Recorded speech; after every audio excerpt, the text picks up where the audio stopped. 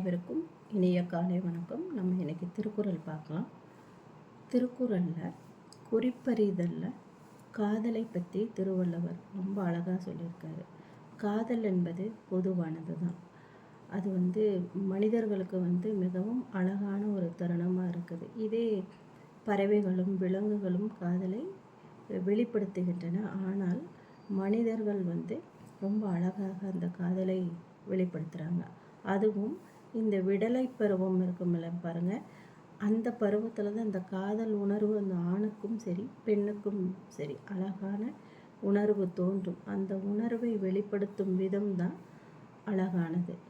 காதல் இருக்கும், ஆனால் அந்த காதலை சொல்ல முடியாமல் ஒரு தவிப்பு இருக்கும் பாருங்கள். அந்த தவிப்பு ரொம்ப அழகானது. எல்லாரோட வாழ்க்கையிலும் அது நடந்திருக்கும் அப்படிங்கிறது தான் நம்ம பார்க்கணும்.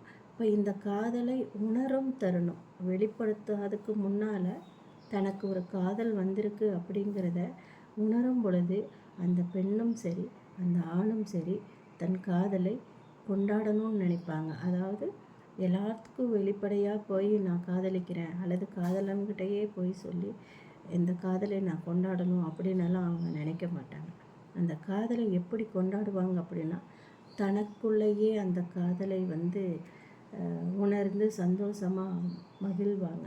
இந்த மகிழ்வான தருணம் எப்படி இருக்கும் அப்படிங்கிறத ஒரு திருக்குறளை வச்சு நம்ம புரிஞ்சுக்கலாம். அந்த திருக்குறள் என்ன அப்படின்னு பார்த்தோம்னா, யான் நோக்கும் காலை நிலநோக்கும் நோக்காக்கால் தான் நோக்கி மெல்ல நகும் அப்படின்னு சொல்கிறாங்க. எப்படின்னா, அந்த காதலன் பார்க்கும்போது நம்ம நேருக்கு நேர் பார்ப்போம். அந்த நேருக்கு நேர் பார்க்கும் பொழுது என்ன ஆகும் அப்படின்னா, காதலனை தான் பார்ப்போம். அவன் எதிர்பாராத விதமாக அந்த காதலனும் அந்த பெண்ணை பார்த்துட்டான் அப்படின்னா, அந்த பெண்ணானவள் வெக்கி தலை குனிந்து தனக்குள்ளேயே மெல்ல சிரித்து கொள்வாள் அப்படின்னு சொல்கிறாங்க.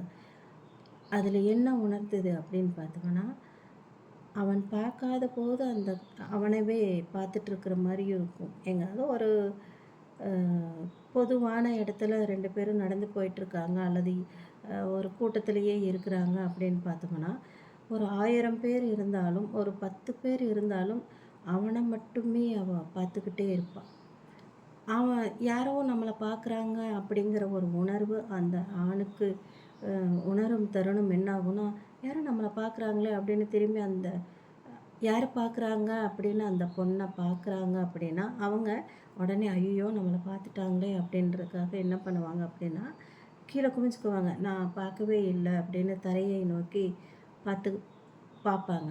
அந்த பார்க்கும் பொழுது அவனுக்கு ஒரே குழப்பமாயிரும். ஐயோ இவங்க நம்மளை பார்க்கவே இல்லையோ, நம்ம தான் பார்க்குறோமோ அப்படின்னு அந்த ஆண்மகன் நினைக்கும் பொழுது என்ன ஆகும் அப்படின்னா, அந்த பெண் தனக்குள்ளேயே மெல்லிய புன்னுருவலை வெளிப்படுத்துவாள்.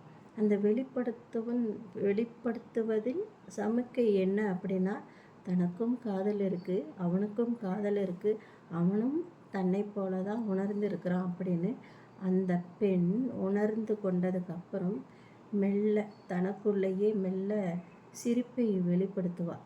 அந்த சிரிப்பானது அந்த சின்ன புன்னுருவலானது அந்த ஆணுக்கும் அந்த பெண்ணுக்கும் மட்டுமே புரிவதாக இருக்கும் அப்படிங்கிறத திருவள்ளுவர் அழகாக விளக்கி சொல்லுவார். இந்த பருவம் எப்போ வருது, இந்த சூழ்நிலை எப்போ ஒரு ஆணுக்கும் பெண்ணுக்கும் ஏற்படும் அப்படின்னா, ரொம்ப சிறிய வயசுலையோ ரொம்ப வயதானதோ அல்லது 23 25 வயசுலையோ அல்ல. இது எப்போ இந்த காதலை உணர்த்துவாங்க உணருவாங்க அப்படின்ற ஒரு செய்தி எப்போ கிடைக்கும் அப்படின்னா, இந்த விடலை பருவம், அதாவது ஒரு 14 13 அந்த வயசு இருக்கும் பாருங்களேன்.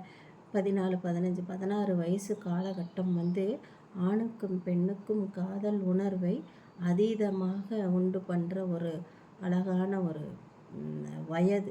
அந்த வயதில் தான் அந்த ஆணும் சரி அந்த பெண்ணும் சரி தன் காதலை உணர்ந்து காதலனும் காதலையும் வெளிப்படுத்தும் தருணமாக இருக்கும். முதலில் தனக்குத்தானே உணர்ந்து ஒரே குழப்ப மனநிலையில் இருப்பாங்க.